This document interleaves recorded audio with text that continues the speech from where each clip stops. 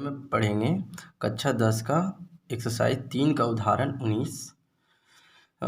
केवल इस वीडियो को ध्यान से देखें। देखने के बाद वीडियो के डिस्क्रिप्शन में लिंक मिलेगा, उस पर क्लिक करके आप इसका नोट्स बना सकते हैं। सबसे अब चलते हैं प्रश्न की ओर। प्रश्न दिया हुआ है, एक नाव 10 घंटे में धारा के प्रतिकूल 30 किलोमीटर और धारा के अनुकूल 44 किलोमीटर जाती है और 13 घंटे में वो धारा के प्रतिकूल 40 किलोमीटर और धारा के अनुकूल 55 किलोमीटर जाती है। तो यहाँ निकालना है धारा की चाल और नाव की स्थिर पानी में चाल ज्ञात करना है। यहाँ जो भी चीज़ इस तरह के प्रश्न में निकालना हो उसी चीज़ों को मान लेते हैं। यहाँ निकालना क्या है, धारा की चाल और नाव की स्थिर पानी में चाल, तो हम इसी चीज़ को मान लेंगे, धारा की चाल मानेंगे। यहाँ लिखेंगे माना, क्या मान लिए, धारा की चाल, माना धारा की चाल, क्या मानेंगे, x मानेंगे और ये चाल हमेशा किलोमीटर पर आवर में लिखाता है। और दूसरा मानेंगे नाव की चाल, दूसरा निकालना है यहाँ नाव की स्थिर पानी में चाल, तो यहाँ लिख लेंगे नाव की स्थिर पानी में चाल, इसको क्या मान लेंगे, y किलोमीटर पर आवर। अब जब भी नाव और धारा के अनुकूल जाएगी तो उसका चाल प्लस हो जाए। जैसे कि देख रहे हैं, इधर नाव भी जा रही है, इधर धारा जा रही है और इधर ही नाव चल रहा है, तो इसको कहते हैं अनुकूल। क्या कहते हैं, अनुकूल। अनुकूल में क्या होता है, धारा प्लस हो जाता है, नाव की चाल और धारा की चाल क्या हो जाएगा, प्लस, यानी x + y हो जाएगा। इधर धारा जा रही है और इसके विपरीत दिशा से नाव आ रही है, इसके विपरीत दिशा से क्या आ रही है, नाव आ रही है, तो इसको कहते हैं, इधर धारा इधर विपरीत दिशा से नाव आ रही है, तो इसको कहते हैं प्रतिकूल। प्रतिकूल। प्रतिकूल में क्या होता है, धारा का चाल और नाव की चाल क्या हो जाता है, माइनस हो जाता है। क्यों, क्योंकि धारा नाव की चाल को कम कर देता है, क्योंकि उल्टा दिशा में है, इसलिए इसका चाल क्या हो जाएगा, प्रतिकूल में माइनस और अनुकूल में क्या हो जाएगा, प्लस। क्यों, क्योंकि धारा नाव की चाल को बढ़ा देता है। अगर उसी ओर नाव जा रही है, उसी ओर धारा चल रही है, तो नाव क्या करेगा, धारा क्या करेगी, नाव का चाल को बढ़ा देगी, इसलिए इसमें चाल प्लस हो जाएगा, प्रतिकूल में माइनस, क्योंकि चाल नाव की चाल को कम करने का प्रयास करती है प्रतिकूल में। चलिए उसी चीज़ों को हम यहाँ लिखेंगे। यहाँ लिखेंगे क्या, धारा के अनुकूल नाव की चाल, नाव के चाल, यहाँ पर अनुकूल लिखे हैं इसलिए लिखेंगे x + y kilometre per hour. और दूसरा यहाँ निकालने का है प्रतिकूल, धारा के प्रतिकूल नाव की चाल, ये हो जाएगा x - y kilometre per hour. प्रतिकूल मतलब उल्टा दिशा से आ रहा है, इसलिए चाल घट जाता है। अब हम प्रश्नानुसार चलेंगे, प्रश्नानुसार यानी प्रश्न के अनुसार देखते हैं। प्रश्नानुसार इसमें प्रश्न में क्या कह रहा है कि अनुकूल 30 किलोमीटर और प्रतिकूल 30 और अनुकूल कितना है, 44। तो यहाँ पर प्रतिकूल कितना है, 30 है प्रतिकूल, तो 30 को समझाने के लिए लिखते हैं, 30 प्रतिकूल है और 44 अनुकूल है। 44 क्या है, अनुकूल है, और कितने किलोमीटर है, 44 अनुकूल जाती है, कितने समय लगते हैं, 10 घंटे। और दूसरा स्थिति में क्या है, 13 घंटे लगते, टोटल 13 घंटे लगते हैं। और प्रतिकूल इसमें कितना चलता है, 40 किलोमीटर, 40 किलोमीटर प्रतिकूल और 55 किलोमीटर अनुकूल। 55 किलोमीटर क्या चलता है, अनुकूल। ये केवल आपको समझाने के लिए लिखे हैं। अब पहले हम समझते हैं, इधर देखिए, इधर समय है और तो इधर भी हमको किस में बदलना होगा, समय में। हम जैसा कि जानते हैं कि समय का फार्मूला होता है दूरी बटा चाल। तो इधर समय है तो हम इधर भी समय में बदलने का प्रयास करेंगे। इधर ये 30 किलोमीटर दूरी हो गया तो यहाँ लिख देंगे 30 किलोमीटर दूरी, और प्रतिकूल में चाल क्या था, x माइनस वाई। तो x माइनस वाई, तो ये दूरी और ये चाल, तो ये पूरा बन गया समय। उसी प्रकार यहाँ है 44 किलोमीटर क्या था, दूरी, और अनुकूल में चाल क्या है, x प्लस वाई। तो यहाँ लिख देंगे x plus y equal to कितने समय लगा, 10। तो इधर भी समय कैसे है, क्योंकि ये दूरी है और ये चाल है, जहाँ भी जो भी दूरी बटा चाल हो गया यानी वो पूरा समय हो गया। इसी प्रकार यहाँ दूसरा समीकरण में भी देख लेते हैं। यहाँ 40 प्रतिकूल में चाल कितना था, x माइनस वाई, और 55 का 55, और अनुकूल में चाल था x प्लस वाई। समय कितना लगा था, 13 घंटे। तो यहाँ दो इक्वेशन के रूप में आ गया है। अब हम अब इसको हल करेंगे, जब भी नीचे x या y हो तो हम उसको क्या कर लेते हैं, मान लेते हैं। इसको हल करने के लिए हम माना 1x minus y is equal to क्या मान लिए, u। अब 1x minus x plus y is equal to मान लिए v। x minus y is equal to u, 1/x plus y is equal to क्या मान लिए, v।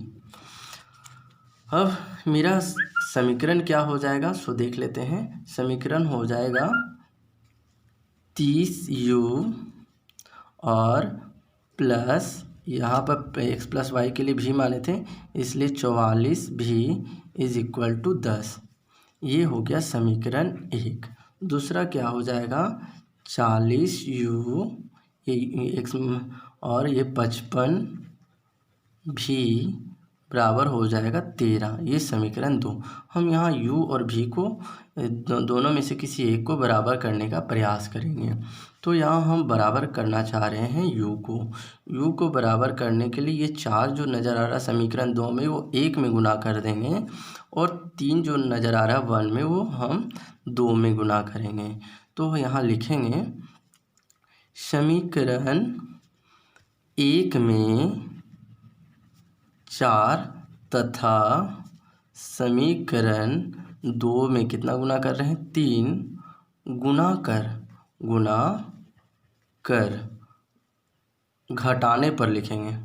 क्या लिखेंगे, घटाने पर। अब बोलिए घटाने पर क्यों लिखें, इसका कारण क्या है कि हम u को बराबर कर रहे हैं, u का साइन दोनों क्या है, प्लस में है।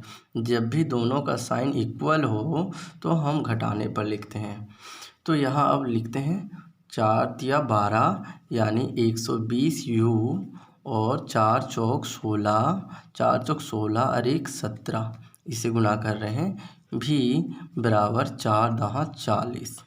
इसी प्रकार यहाँ 3 चौक 12, u 3 पचे 15 और 3 पचे 15 और 1 16, भी 13 तिया 39 आ गया। जब भी घटाने पर लिखते हैं तो हम यहाँ माइनस करते हैं, ये माइनस और ये भी क्या हो गया, माइनस।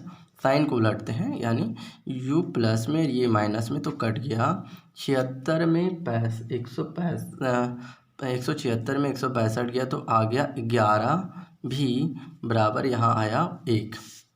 अब इसको हल करेंगे यहाँ पर, यानी v बराबर हमारा आ गया 1/11। 11 गुना में था, इधर आ गया भागा में, यानी v का मान आया हमारा 1/11। अब यहाँ लिखेंगे v का मान समीकरण 1 या 2 किसी में रख सकते, तो हम यहाँ रखेंगे 1 में। v का मान समीकरण 1 में रखने पर, 1 यहाँ है तो यहाँ लिखेंगे 30u प्लस 44, भी के जगह भी नहीं लिखेंगे, क्या v का मान लिखेंगे 1/11 बराबर हो जाएगा 10। 11 को 4 बार में कट गया, 11 चौक 44 होता है।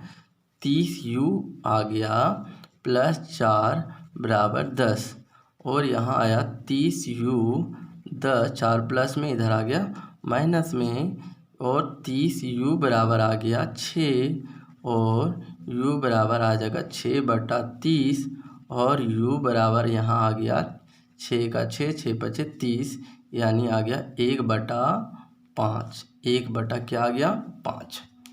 इसके आगे का इसमें करते हैं। यहाँ हम दो चीज़ निकल गया है हमारा u और v का मान। u और v का मान निकल चुका है। v का मान निकला है 1/11, v का मान हमारा निकला है 1/11, और u का मान निकाले हैं 1/5। जब भी कोई भी चीज़ माना जाता है उसको दोबारा फिर से लिखते हैं।